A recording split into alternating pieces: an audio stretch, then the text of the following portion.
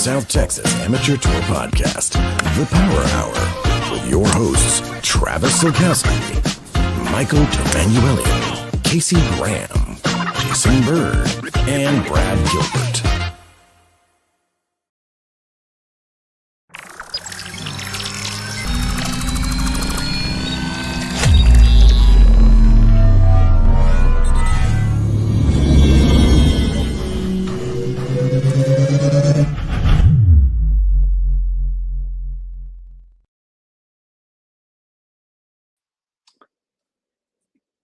I love that we put a disclaimer, and if I remember correctly, it is all because of the dumb shit I say on here. And so it's good to be back to actually put that disclaimer to good use. I wonder if Travis agrees. Let's ask him. I think that is exactly what happened. It got edgy years ago, hundreds of episodes ago. I don't know how many we're on officially, but yeah, the disclaimer up there is for you for sure. What's up, Jason Bird? Welcome back to Live on the Podcast. It's been a hot second. I don't know what to do with my hands. It's been a while. I think I've been maybe 6 months. I think I've done one show in 2025. Well, here you are at the controls. At the helm of the flagship viewership program. Yeah, that's correct. The interface has changed. Live streaming across multiple platforms. That's right. YouTube, Facebook. We got a lot to talk about tonight, and we are going to spend a bunch of time talking about the 105th Greater San Antonio Men's Amateur Championship from this past weekend at Cedar Creek Golf Course. We're going to talk to some players from the field. We're going to talk to the host facilities, a PGA head golf professional. That's going to be a blast. But Jason, we got tour business to take care of first. I agree. We actually have a tournament this week. Woo! The second leg of the Sizzlin' Summer Stroke Play Swing. Mission Del Lago, this week, Sunday. Registration just closed today, so we should see a first notice to players tomorrow for this week, Sunday, August 3rd at Mission Del Lago. Jason, I was on the phone with Clint Bach today, and I sent him a text message because a tour golfer texted me, and I texted Clint and I said, hey, I know the answer to this, but I'm going to ask it anyways. Tell me the conditions of Mission Del Lago. And I press send, and immediately my phone rings, and it's Clint saying, why you got to ask? Because you know it's in good shape.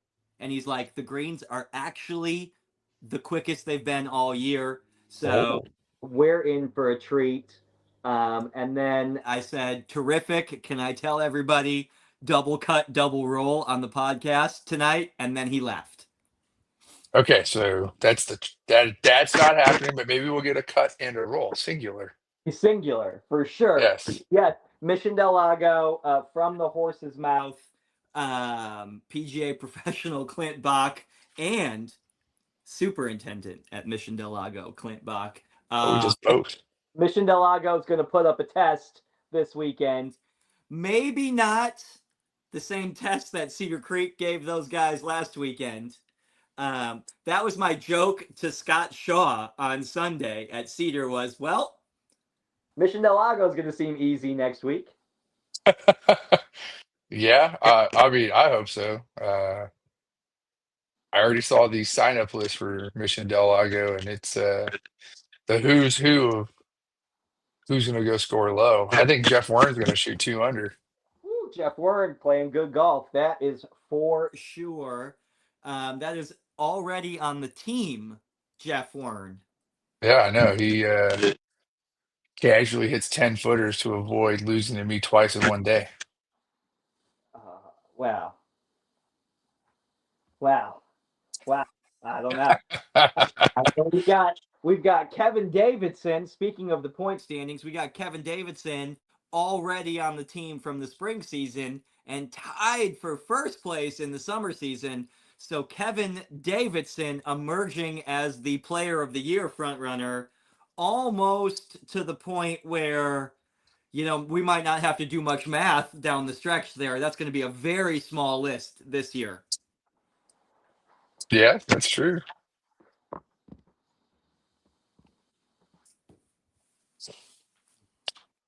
I hope to make the team in the summer. That'd be nice. Jason, The STPC is at one of my favorite golf courses, Moody Gardens. So I would like to be on the team for that. Absolutely. I know that was one of your votes for this particular event, the 2025 South Texas Match Play Challenge.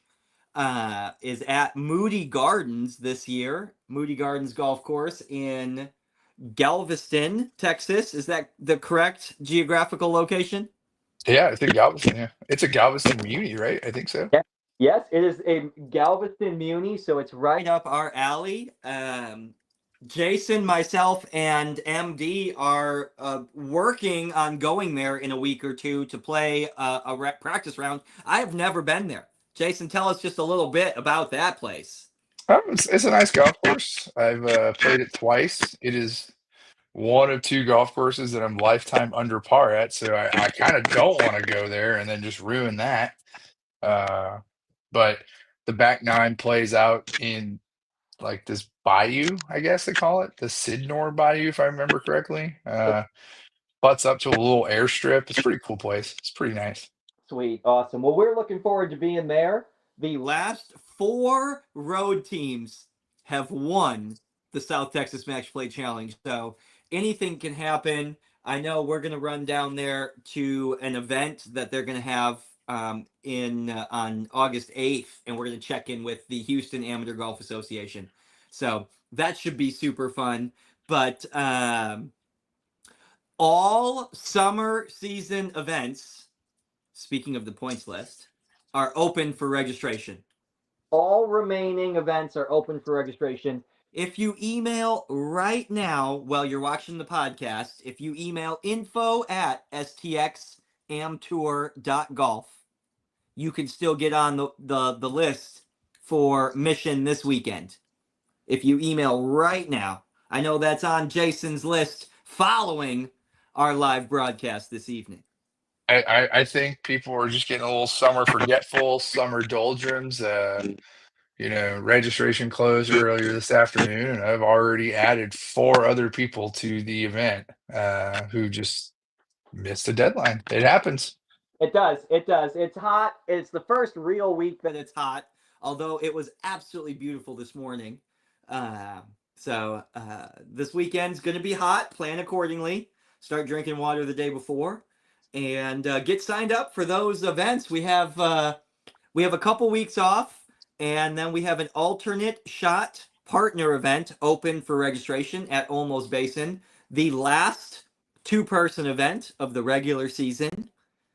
Then we have individual stroke play at Brackenridge Park open for registration, and the season finale, the Players Club Open Championship, and the return to Willow Springs. Willow Springs, baby. Open for registration. So, Willow Springs opens the 8th. Get your tee times. Willow Springs is opening the 8th. Travis and I were there 2 months ago, and the turf looked pure. I can only imagine what it looks like now. I'll be sure to let everyone know on the 8th. Jason and I are going to get the privilege to hang out with some of the trail executive staff on August 7th at Willow Springs. So hopefully we can bring you guys a sneak peek that day. That would be great. That would be awesome. Jason, what else do we got for tour business before we start talking about the collaborative effort between the San Antonio Rules guys, the Alamo City Golf Trail, and the tour to put together this new City of San Antonio or Greater San Antonio Championship Series? I don't know if we have any other strictly tour business, but I think it's a testament to the tour golfer base. that we were able to lead into the new segment, right? Like we're able to do the championship series all because of the tour golfer, right? Yeah, absolutely. I do have one piece of tour bulletin news. Tour Travels 2026 is locked and loaded. 2025 Tour Travels guests, be on the lookout in the next 2 weeks for your exclusive first right of refusal to 2026 Tour Travels Destination Kohler. That is in the final stages, and we hope to have that out to all 2025 Tour Travels guests within the next 2 weeks. So super excited about that. Just wanted to put that out there on the airwaves tonight too. That Tour Travels excitement is at an all-time high, and Kohler has put out some awesome social media stuff recently, and it's looked really cool, and I've really wanted to go there. And there's a chance that Jason and I are going to get a chance to go back there around Halloween. We'll keep you posted on that. I know it's going to be cold. I know it's going to be cold, but we've talked about it for years, and Halloween falls on a Friday this year, so it's feasible that we can get up there and play the championship routing. I agree. That would be fantastic. So we will keep everybody posted on that as well. But all events open for registration. Mission Del Lago stroke play this weekend, and tour travels coming soon. Well, fade out's great. I think it's time to recap the Greater San Antonio Men's Amateur Championship. We have two special guests to talk about it. We have special guest number one, the man who runs Cedar Creek, PGA professional Mike Champagne. Welcome. Hey guys, thanks for having me. What's up, Mike Champagne? Coming to us live from the outdoor patio. Yes, sir. Yeah, thank you for joining us tonight. Man, he's on brand Cedar Creek shirt. Oh yeah, I love it. I love it. And man, did your place represent this past weekend? Holy cow! And to talk about Cedar Creek, top 10 finisher and player of the event is Dr. DeCosimo. Woo! What? Whoa, something's down there. Well, that is definitely... Yeah, I don't know who that was. That is gotta be Patrick's earbud there giving us some feedback, would be my guess. I just put the bud in. Okay. There we go. Are we better? There we go. Yes, much better. Doc, leave it to Patrick. Leanna was right here. She wanted to listen in. And I was like, oh, okay. Good evening. Thank you for joining us, Patrick. Oh my goodness, what a star-studded show we've got. Oh, sure. For everybody this evening. Holy cow. Well, Travis, I think I want to start out with the presentation of the golf course, right? I mean, I thought Cedar Creek was the star of the show. I made the reference a million times over the weekend that it was the country club of Cedar Creek. Conditions at Cedar Creek literally probably could not be better. It's hard pressed to imagine it could be. I agree completely. From all of the playing surfaces, tees, fairways, putting surfaces were phenomenal.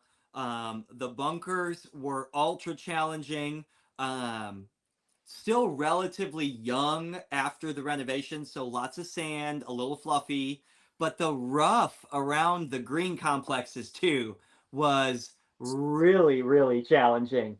So I made the joke in a text thread Monday that, man, it felt like we just got done playing the U.S. Open at Cedar Creek, and that is, almost the setting that the committee was looking for, something that every player is going to talk about for a long time. And I totally agree with you. Cedar Creek delivered.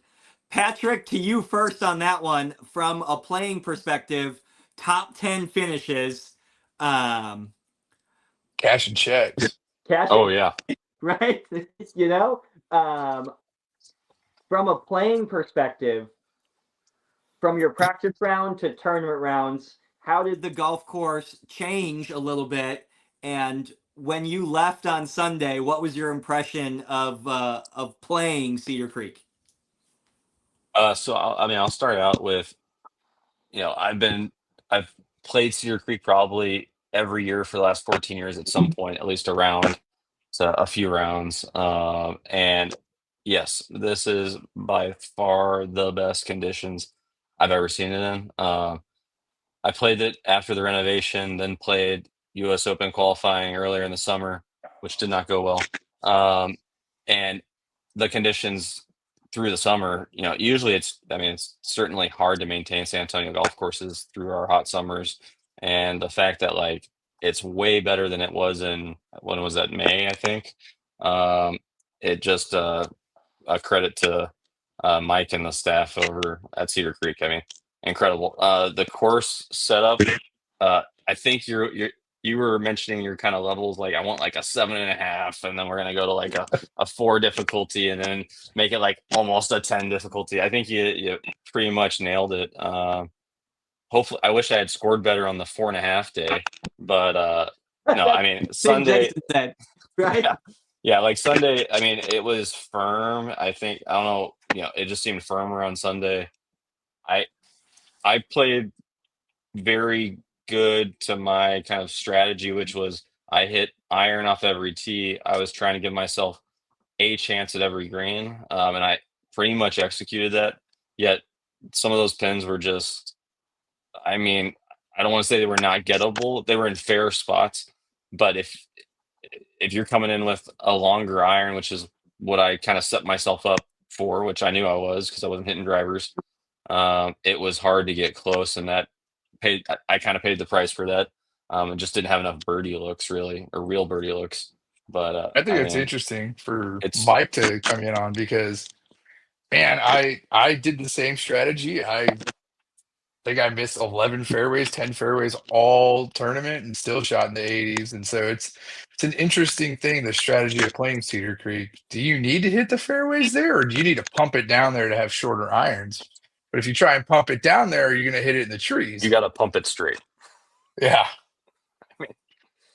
Yeah, I mean, Mike without a always, doubt. Like when I play, I hit drivers twice, 4 and 9, and that's it.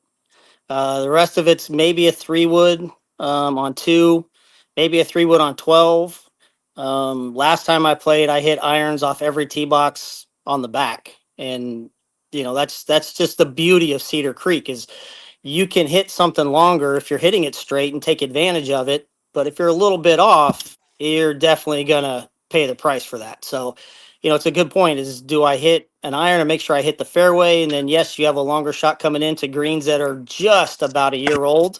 Knowing that they're gonna be still a little firm.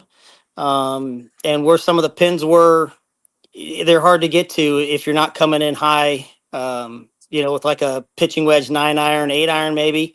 That's what makes Cedar Creek so much fun and so great, in my opinion. I always think it's interesting that people say I hit like 2 or 3 drivers, but they are never on the same holes that other people hit them. Like I hit 2 drivers and it's on 12 and 16. You said 4 and 9, where I hit iron off 4 and 9. And So the I best, think it's super interesting. and I'm kind of the other way. When I play Cedar, I hit driver Not very far, certainly not as far as Doc and Jason, right? I'm in the category with Mike where we're back at the 265 category. So I hit No, driver no, no, all- no, no, Travis. That might just be you, but that's not me, bud. okay. I'm in the middle category. No, no, no, no, no. I hit driver all over the place at Cedar Creek, trying to get as close as I can because I want to hit that little nippy 70-yard shot, right? But it's interesting, Jason, that you point that out. I only hit driver twice, and they're all on different holes. They're all on different holes.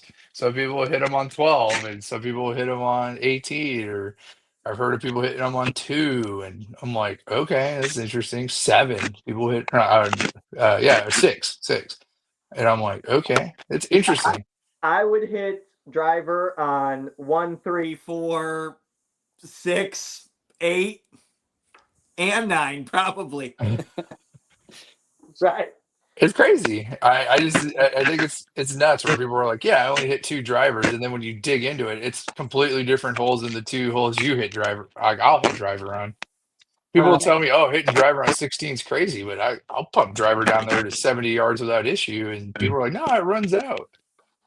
Patrick? Yeah, well, in the past, you're right, it did run out, but that was one of the things that was addressed, was making sure that you could be a little more aggressive on 16 and 18, and not be penalized. I mean, yeah, you can still reach the rough on 18, especially, but the rough is going to stop you from getting underneath the trees, across the cart path, like it used to be. And that was the whole thought process. And, talking about the golf course and how we went from spring into summer, like we always knew that we needed growing season, and it was going to be, what's growing season going to look like? How are we going to come out of May into June when the weather warms up? We get an airification under our belt. What's it going to look like? The greens exploded after the first airification. They just absolutely took off, and filled in completely. And for the tournament, we rolled and mowed every single day. So before each round, maintenance team was out there mowing the greens and rolling the greens. I do want to point that out. Not just the greens, The whole facility. The tee boxes were mowed all 3 days. The Fairways were mowed all 3 days. and dragged all 3 days. Yep. I heard we rolled some fairways too. Is the joke I heard? Well, maybe a trailer maybe lost a wheel one day, and that roller had to anyway. But Yeah, solid. You're exactly right. Solid job mowing out by the maintenance facility. Yeah, Bart and Pablo, Bart our superintendent, Pablo our assistant. They've worked tirelessly. Not only did they go through the tournament, then they're out there this week aerifying, slicing greens, working on projects. Still, there's always things that can be done that we're trying to improve. That they have these opportunities when we close to do. So, I just think as we continue forward, I'm excited. I mean, I'm more excited for next year than I am for this year. What it's going to look like and how it's going to play and what it's going to be, because it is great now, but put 2 years of growth under our belts and let's point we'll be solid. that out too. And that is really a testament to Andrew Peterson and the trail's commitment to better course conditions. Listen, everybody knows the trail gets beat up on course conditions constantly. And I would like to point out the change of every facility on the trail closing for 2 weeks a year. to close for maintenance. That's a huge deal that nobody talks about. And that is a massive, that's 14 days of lost revenue per golf course times 8 properties. That is a big number, and that is direct commitment to course conditions across the trail coming from The upstairs floor at Brackenridge Park. So I think that is, and Cedar Creek's closed right now. for those detail works that Mike was talking about, and I think that's so cool. Yeah, the courses need a break. When you're pushing 200, 230, 250 rounds a day around the golf course, it's nice to be able to give it a break, let it heal in a couple places, get some carts off some fairways for a few days. It does make a huge difference, and that is the plan going forward. We're always going to do this. Now, when Willow comes out, we'll be done with renovations for the first time in 5 years or so, Yeah, where we don't have something closed for a period of time. So, there'll be plenty of golf to play, and we can take these breaks and do our best to maintain them to the best of our ability. I think it's fantastic. I look at Willow. Willow was abysmal, and then it was closed for a month. Travis and I went out there, and the rough is thick and juicy. It's just, I can see what 2 weeks just being closed did to the turf conditions alone at Willow Springs. So I think closing like that is a step in the right direction. Yeah, I agree. I agree completely. Circling back to the course setup, Patrick made a comment about what the committee was trying to do on setup in regards to overall difficulty, which is ultimately an impossible task, right? If every stuffed pin placement and the back of every back tee box equaled 10 out of 10 difficulty. The first day they were shooting for a 7. The second day we were shooting for a 4. And the third day we were shooting for a 9. And the scoring average on Friday across the whole field, the scoring average on Friday was 82.1. On Saturday, it was 80.1. And on Sunday, it was 82.5. So we did see that little roller coaster where some stuff shifted on Saturday and then exploded with a bigger number on Sunday. So awesome feedback that that's the way you kind of felt playing it as well. Stats Oh, yeah. bear it out. Oh yeah. I mean, and the two guys who shot 68s, Carson and was it Phoenix? Yeah. Like, I mean, those are just, I mean, those are just great numbers. I mean, it's just so hard to make birdies at Cedar, and you only have a few opportunities, and that means those guys were capitalizing on them, and then we're not making mistakes, and it's just no mistakes and capitalizing. Yeah. In Phoenix's round of 68, he had 1 bogey, 2 bogeys, 2 bogeys, and oof, 1 so good. eagle. Carson 68 was bogey free. Bogey free on the I mean, that's how final you have to day do it. to win Yeah, the big check. That's impressive. And did he birdie 18? He birdied 18. Right? It was so tough. Yeah. He birdied 18, and Jason's like, there's this exclamation point. The fact that he hit it that close, I was like, wow, he was still flag hunting. That was a back Yeah. flag back there. And a solid summer, T2 at Texas A&M earlier in the year.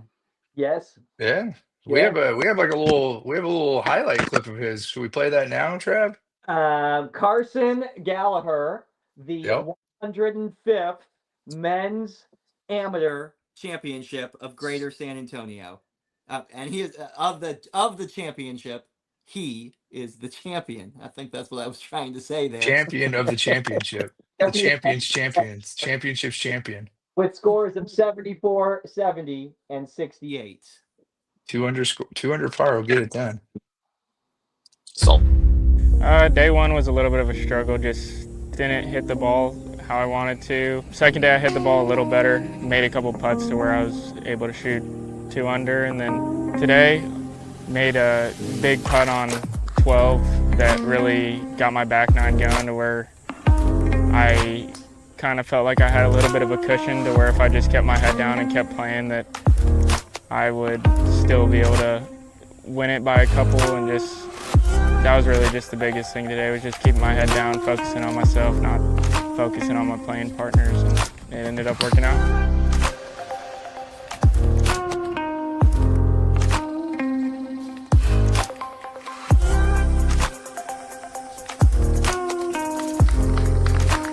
Ladies and gentlemen, Carson Gallagher, the winner of the 105th San Antonio City Amateur.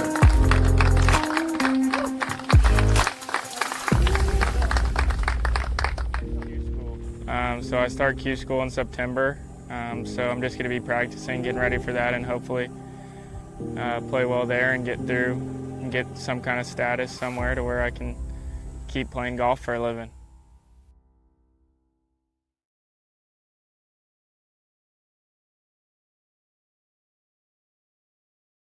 You hear that, Patrick? That's one less guy next year. You could be 8th place next year. Oh, yeah. That feels good. We're hoping the field increases next year by quite a few.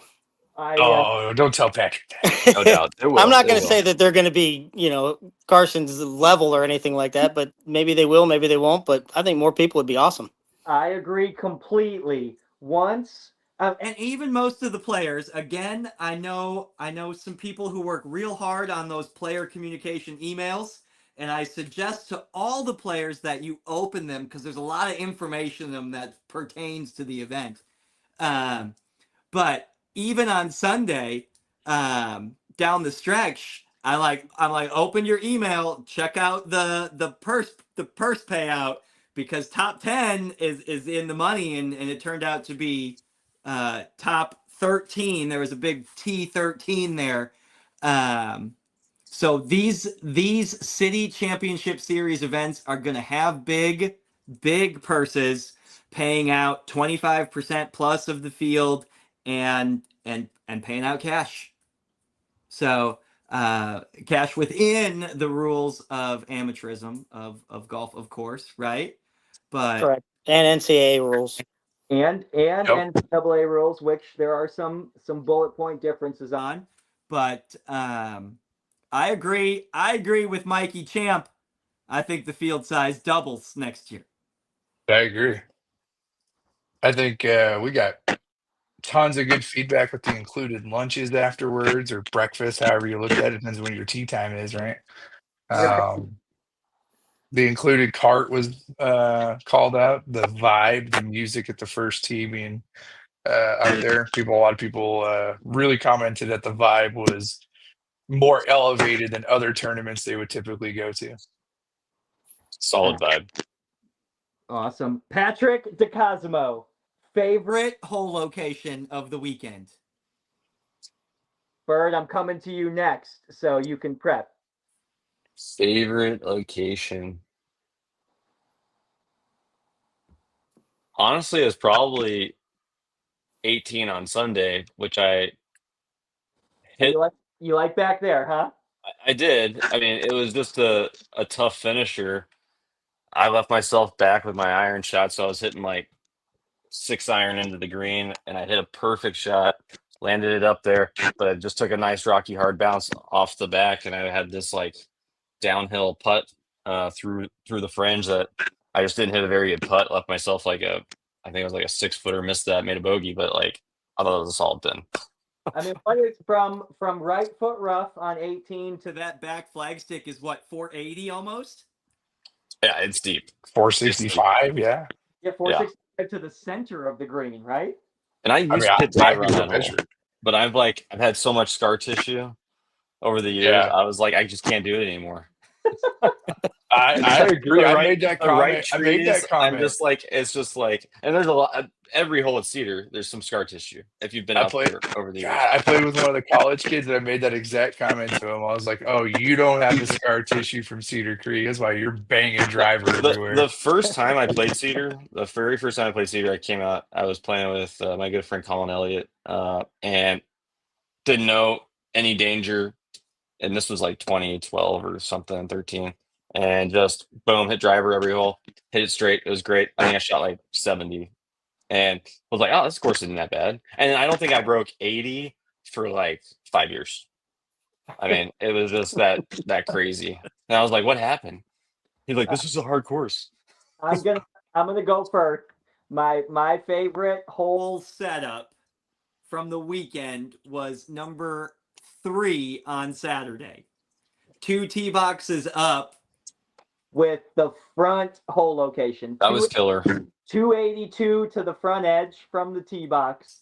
That was my favorite hole setup of the whole weekend. I love the way that looked from the tee box, and I love the way it looked from 70 yards, and I love the way it looked standing in the greenside bunker. I thought that was great. To answer your question, 470 is the tipped out 18. Terrific. Jason, we're gonna let you think about it some more. Mikey Champ, favorite hole location or favorite hole setup that you saw over the course of the weekend? One I always love is back left on 8. Tucked back there. That one is just, you're staring at it. You got to clear a tree, or you can try the middle, hope you catch the slope. I mean, there's so many different ways you got to play it. Every time that pin's there, I pretty much just write a 5 on my scorecard and go on to number 9. That is also a Saturday hole location back left on number 8. and then that hole went to the back tee box on Sunday. Jason, how does that back tee box directly affect hole number 8? Seeing as on Sunday that played as the hardest hole. I think two things affect the difficulty of that hole compared to old Cedar Creek, as I was referred to it. I think it really becomes a consideration to hit driver from that back tee box, because that rough exists. It didn't exist before. So if you accidentally hit one 2 yards too far to the right, you get caught in that rough with 3-iron or 3-wood, You don't get that and you big hole. got 220 to that back flag, and you are toasty pie. Understood. I gotta say, I've seen a number of guys hit from that back tee box. Yeah, if you hit a little lower trajectory driver, though, that overhang of the tree on the left catches balls. And I mean, and so I hit 3-wood, just get a little more loft on it. But if you kind of catch it lower, your window is. It's so cool. It's so cool that you brought this hole up, Mike. Hole number 8 at Cedar Creek was the hardest hole on Sunday, the second hardest hole on Saturday, and the third hardest hole on Friday. And combined all the data, it was the hardest overall for the weekend as well, producing only 8 birdies and 19 doubles and 9 others. It was the second hardest hole overall. I got it as the first hardest hole overall. I have number 6 as it's tied 1. Number 6 and number 8 both played 0.8 over par for the event. Yeah. And number 12 did. They all equaled. Now I have 12 at 0.81. And that's what I have 8 at as well. And then I have 6 and 8 at 0.82. We got different numbers. Interesting. Well, that absolutely makes sense because those 3 holes, without a doubt, you miss the tee shot on 6. It's a high number. 8, we all know what that's like, and then 12. I mean, you miss anything on 12, either right or you stay too high left. It's just so hard to get up and down from over there. The analytics on course hole by hole ranking versus the statistic page are off by like 0.01%. Interesting. There's got to be some variable in calculating hole by hole versus overall rankings. So the page that I was looking at was hole by hole, and the page that you were looking at was the course. Oh yeah, I was just looking at the standard course sheet. Yeah. Yep, I was on the hole by hole, and they're off like a couple hundredths of a point. So interesting. That's interesting. Yeah. I think it's interesting that the back 9 plays almost a stroke easier than the front. Yeah. That's the comment I made to you guys. I was like, man, it's a ball buster that they flip those 9s again, because at least the old way 1 and 2 were gentle handshakes to the golf course. Now 1 and 2 are absolute ball busters. Yeah. And now that gettable one on the back 9 is way late, and you have to survive until you get there. Jason Bird, same question. Favorite hole location of the weekend? Someone on the course setup committee thought putting the hole on a slope next to the bunker on number 7 was a great idea. Oh, on Friday. On Friday, the little snuggle pie to the bunker over there, and you left on your tee shot. Yeah, I was left on my tee shot, but my actual favorite one is I love that back shelf on what is now 11. I love that whole location. On Thursday night, the setup committee was in rotation setting up round 1 and broke rotation because that turf grass on top of that mound was so glowing in the setting sun. They just had to put the whole location there. It was so perfect. turned that corner, and that setting sun was like, it just had to go. It just had to. But all in all, Cedar Creek really, really flexing its muscles and showing how tough of a task it was. And I agree that shooting 68 on that golf course on Sunday with no mistakes is amazing golf. Amazing golf. The best of luck to Carson. Yeah. I watched the leaders for a few holes, and they were just all banging driver everywhere. And I was talking to Michael Freeman today about it, and I was like, I think you just got to hit driver everywhere. And if you're just not hitting driver good, you're just not going to win. But I also think you're not going to win just hitting iron everywhere. On Friday, the length of the setup was about 6,850 yards. And then on Saturday, the setup was like 6675 to 6680, right in that realm. And it was 7,004 yards on Sunday. I think it's incredible that number, and it's on its face, and I think Patrick would agree here, is not very scary. 66, 68, 7,000. We'll eat those courses up. But when it's Cedar Creek, that is a big golf course. It is. Yeah. And the comment that you made about not getting that iron roll because of rough is certainly a characteristic of new Cedar. The rough is what really, really, really separates the new from the old, in my opinion. And then, of course, the greens feel so much bigger now. Oh, they're much bigger. Oh, they're huge. They're huge. I agree. I Yeah. think I think the rough overall keeps your ball in play versus old Cedar, but there are just a couple spots where the new rough will absolutely bone you versus old Cedar. And number 8's one of them. And if you get it up on that right side, it ain't coming down anymore. And you're swinging like this uphill. I also like that back left flag on 16 too over there. Where By OB? Yeah, by the OB over there that nipped Ben in the butt. But with that green, talking about the greens getting larger, that left side almost gets out of view from the fairway. The left side is out of view for most of the fairway for sure. And you just don't realize how close that OB is. We definitely had people in my groupings get burned by that. I did not know that was OB. That's a good thing. A little tuggy poo to a left flag. Good game. Hitting 5 from the fairway or something. Well, the day the pin was over there, I hit it into 17's fairway. And so I had to I actually had enough space. I hit like just a little draw. I guess there's a little fairway down there, right? I got lucky. I got lucky as can be. And I hit this little drop, made it back onto that back shelf. Had no idea. 2-putt par. Couldn't make the birdie putt. 17 at Cedar Creek. Say what? I said I had no idea there was an eagle's nest over there on 7. Oh, there is. It's the opposite direction of the eagle's nest over in Kohler, but yes.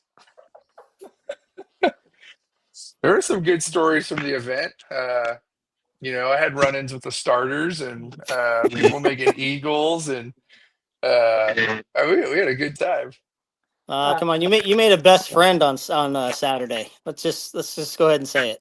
Listen, guys, if you're playing in a high-level tournament, just make sure your name is announced before you hit your tee shot. I'll just leave it at that. I wonder. Now let's make it really clear that the tournament is closed and the results are finalized. But I wonder if Jason broke a rule there. No, I don't think that's a rule. By teeing off prior to being announced. That is not in the rules. And then I'm just teasing this course.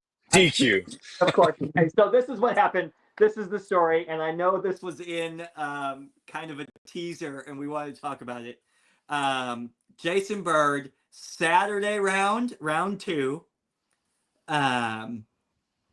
is first to hit in his pairing. I am not actually. That's the funniest part. Okay, that is new information. I guess I assume that you had to be first to hit in your pairing. Well, No, okay. no, no. So So he announced the batting order, right? I was fucking around in my bag. I didn't hear it. And so I turned over to one of my playing partners. I said, "Hey, what's the order?"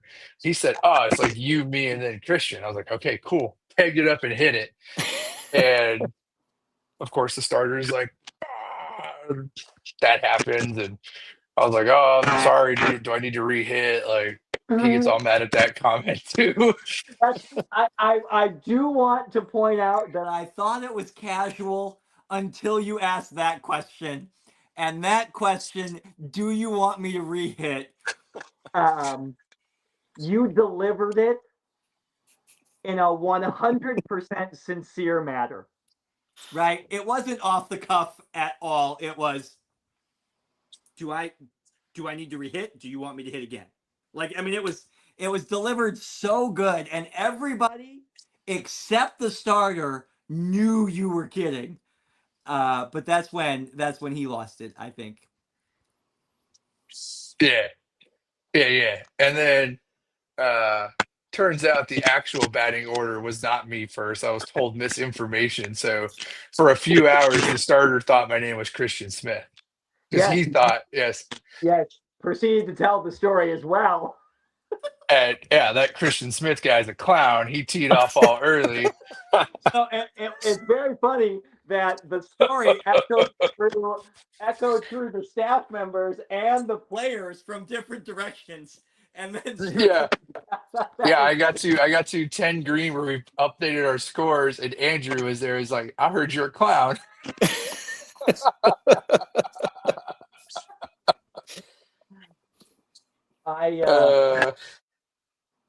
I didn't hear any other crazy ruling stories. I did see a player try to play it off of the pond liner with the ball completely submerged on hole number 9. The ball was completely submerged and resting on the pond liner. And the reason why I was there is the player called for a rules official because they wanted man-made obstruction in the penalty area from the pond liner. Of course, they didn't get it, right? And then because he delivered his intent was to play it, he played it from the pond liner, and it didn't go according to plan. And then the next shot, he took the drop. That was the weirdest interaction that I saw, for sure, was the swing from the pond liner. Anybody else see anything weird, Champ? No, I didn't. I saw a questionable ruling on a tree stump. Someone requested relief from a tree stump in their vicinity, and it was granted. And I thought that was questionable. Okay, maybe there was ants that you were unaware of. Oh, that is a dangerous animal, sir. A red ant. Agree completely. Oh, did you see that? Did you see that, Travis? I don't know if we talked about this yet. It can't just be a regular ant anymore. It has to be a red ant or an ant of dangerous variety. Well, I promise that I'll add that. I promise that ant came at me, for sure. I I promise. see Greg Graff in the comments, and I always think about him and Morgan wanting to make hats that say like hashtag pray for ants.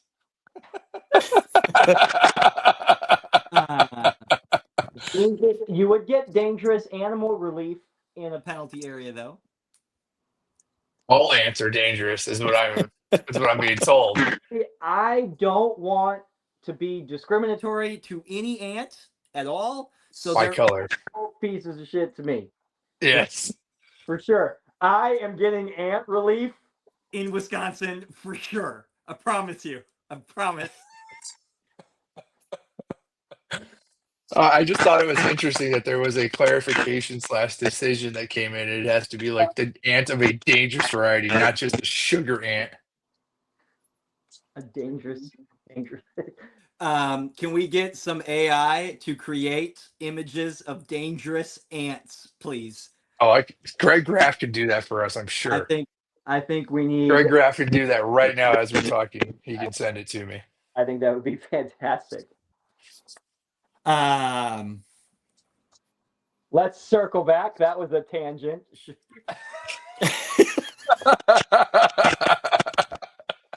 They'll rob you for your sugar.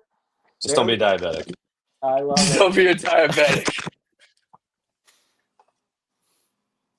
That's hilarious. Oh, Scott Williams is here. No weird rulings. We got favorite hole locations. We got Cedar was hard as shit. We got Cedar was hard as shit again. A couple. Jason, what else? What else do we want to highlight from this I week? think it's super cool that this event in perpetuity is going to be played at that golf course. It won't go anywhere else. We won't be at a different course. Everyone knows what they're getting. It'll always be the 4th week of July, so we can start to plan accordingly. And there is some grumblings about reproducing the historical winners boards from Brackenridge Park and modernizing them a bit and reproducing them in perpetuity at Cedar. With laser That'd be cool. beams. Well, maybe not laser beams and fog machines, but I certainly put that on the list. Yeah. For sure. It reminds me of a lot of big amateur events at cities around the country, like the San Diego Amateur Patrick is always at Torrey Pines, Yeah. Big ones like that are always at their signature courses. And I think that's Sure. going to be great for this I love event. those wood boards. I mean, they're cool looking. Are you talking about something more modern than the wood boards? Like modern wood. Modern wood. Yeah, modern wood. I don't necessarily think we're going to remove the ones from Brack. There's just so much. There's just history. Yeah, right. Those cobwebs up there are from before the Second World War. I mean, that's cool to say, but something along those lines, to recreate that history and then write our own going forward at this venue year after year, I think is something special. Yeah. And do we have a chalice or a trophy or anything like that? there certainly will be. And there'll be some sort of plaque recognition as well for low tournament score. We saw the course record set and tied in this event. I think that is cool. The post renovation course record. So I think that is really neat to highlight. And I'm not going to get off this podcast without saying how special I think it is to have the city championships back in the hands of the city golf courses. I just 100%. I just can't stress that enough. And I just think it's so cool and so accessible to all, and really excited to host the senior and the women's at Riverside in 2 months, just under 2 months. More information coming from the trail on that in this week's newsletters for them. I know those details are getting buttoned up, and that registration link should be here in 5 to 10 days. And I'm excited to get into that stuff now too. I mean, the way the chitter chatter is about the senior right now coming off the men's is so cool to have. So excited for that. And Riverside is in good shape right now. I'm so excited to have the chance to work with the setup committee on setting up that for a tournament like the match play was last year, right? And It's just being the municipal golf pro at my core that I am, and being on here with Mike and sharing the last week with Andrew and Kevin, and the commitment level from the Alamo City Golf Trail on these tournaments is 100%. It's 100%, and there's no gray area. It's what do we got to do, and we're gonna get it done. And I can't wait to share that with the golfer in San Antonio for years to come. I can't wait for the possible expansion of the Greater San Antonio series, right? Potential match play, mid-am, junior, pub winks like you want to do, Travis. Travis wants to do a pub winks. I certainly and that falls right into that city returning to the city category for me. Far too long. It's been maybe a little clicky, and at the end of the day, I'm that muni rat golf pro, right? And a pub links is tough to control and tough to police, and I think a pub links. That one's not for you, Patrick. That's right. I don't think it's for you either, Mr. Birdie. Well, being part of the trail, and for the last almost couple years now, and going through this event, I thought was a lot of fun. I mean, yeah, it was long days, but it was well worth it. And I've asked to be on the committee for the events going forward. So hopefully I can participate and be a part of every amateur major championship that the city has. Oh, that's so cool. Mike Champagne. I hope so too. Golf professional. Awesome. Yeah. That's Well, we wanted dangerous ants from AI, and I knew Greg Graff would absolutely come through. Such a great way to end the show. I'm so happy right now. So, just so everyone's clear, this is a dead serious conversation. The ant must be dangerous in order to get dangerous animal relief, right? And so, the South Texas Amateur Golf Tour Rules Committee of me and Travis have indicated that this is the very minimum baseline. If it doesn't reach this baseline, you do not get dangerous animal relief from ants. I was truly hoping I was going to have a bandana on and have. That's what I was rooting for. Like a Teenage Mutant Ninja Turtle ant. Yes, exactly. Now, This is just a front line ant. Just wait for the second and third wave of ants. They're going to be fully loaded. Oh man.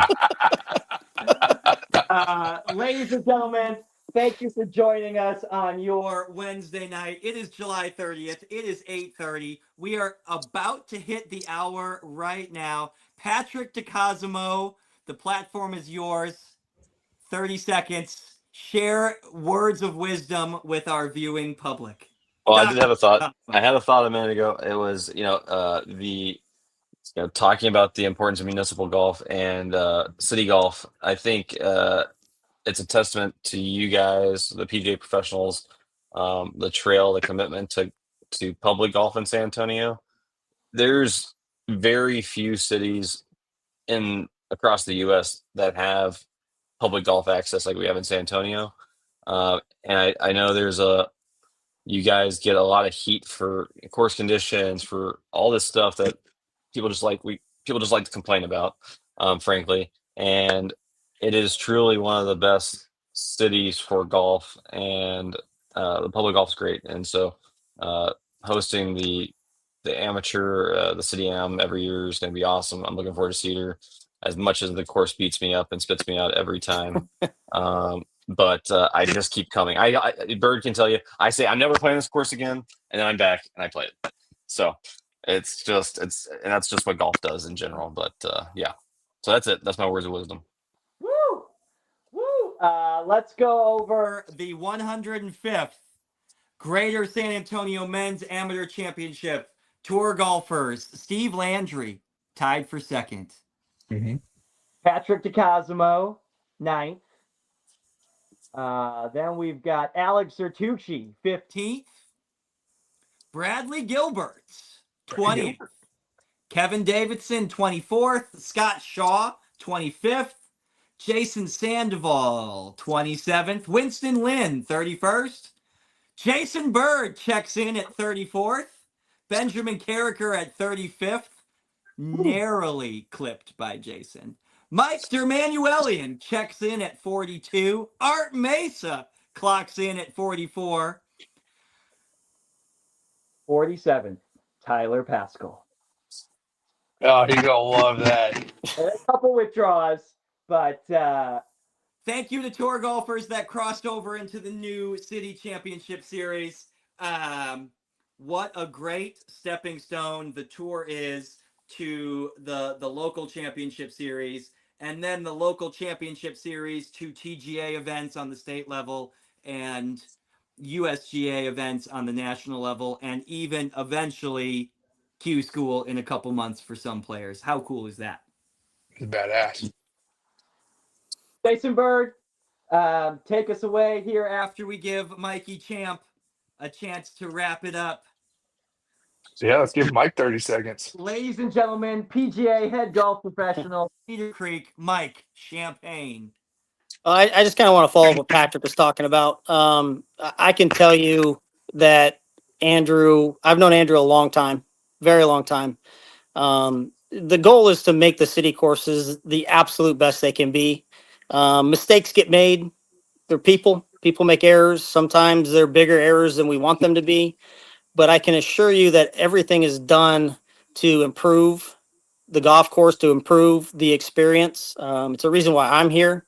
I'm doing my best to make sure Cedar's the best course on the trail, not just from a playing standpoint, but from an overall experience standpoint. And that's where we're trying to go. So I get it. Everybody wants good conditions. I completely understand, but I sometimes think the intentions are misunderstood or thought of in the wrong way. It's about reinvesting in the properties. It's about creating great golf experiences, and part of that is holding this amateur events and bringing those back to the trail. That's what ultimately we're trying to accomplish. So for what it's worth, that's my 2 cents. I just thought I'd go ahead and have an opportunity to share that. I thought I'd share it. There are more PGA professionals employed by the Alamo City Golf Trail today than at any other time in the history of the trail. And that continues to show Andrew Peterson's commitment to municipal golf in the area. What do we always say, Travis? Those 3 little letters matter. Heck yeah, they do. Heck They're yeah. not easy to get, so be proud to have them. And at the end of the day, if those letters are behind your name when you pull out of your parking lot, you care about your facility, and you're going to be there tomorrow giving a shit just like you did today. Those letters mean something. Thank your PGA Pro. Thank you, sir. Woo! Jason Bird, take us away, everybody. Yeah, I would just like to point out, we didn't discuss this yet, but this event did get distributed World Amateur Golf Ranking points. And a fun fact for everybody is Patrick DeCosimo was 6 strokes short of being ranked by the World Amateur Golf Rankings. He was just 6 strokes better. He would be on the rankings this morning. Oh, man. Just missed it. Oh, that's killer. Oh, my goodness. I don't know. Is that a good thing to share or a bad thing to share? I can find those instantly, too. I think that's fantastic. There is a question about senior age for the City Championship Series on the men's senior. That information is being finalized as we speak. There'll be a couple divisions, and right now, this is unofficial information, and it will become official when registration opens, but it's looking like 3 categories for the senior men's.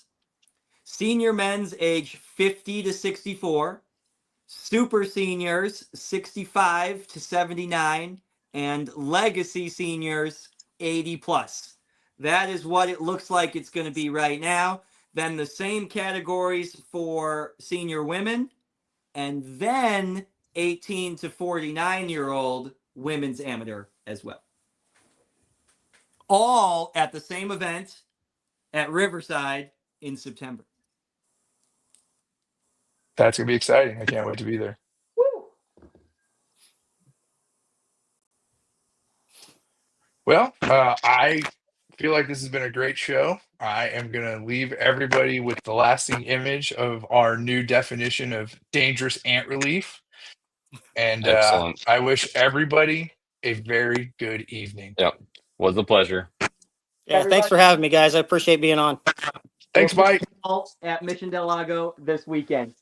See Day one was a little bit of a struggle, just didn't hit the ball how I wanted to. Second day I hit the ball a little better, made a couple putts to where I was able to shoot 2 under, and then today made a big putt on 12 that really got my back nine going to where I kind of felt like I had a little bit of a cushion to where if I just kept my head down and kept playing that I would still be able to win it by a couple, and just that was really just the biggest thing today, was just keeping my head down, focusing on myself, not focusing on my playing partners, and it ended up working out.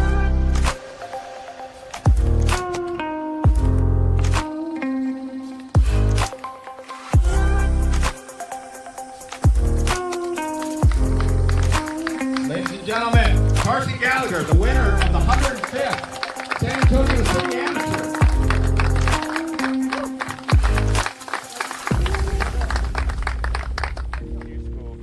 So I start Q school in September, so I'm just going to be practicing, getting ready for that, and hopefully play well there and get through and get some kind of status somewhere to where I can keep playing golf for a living.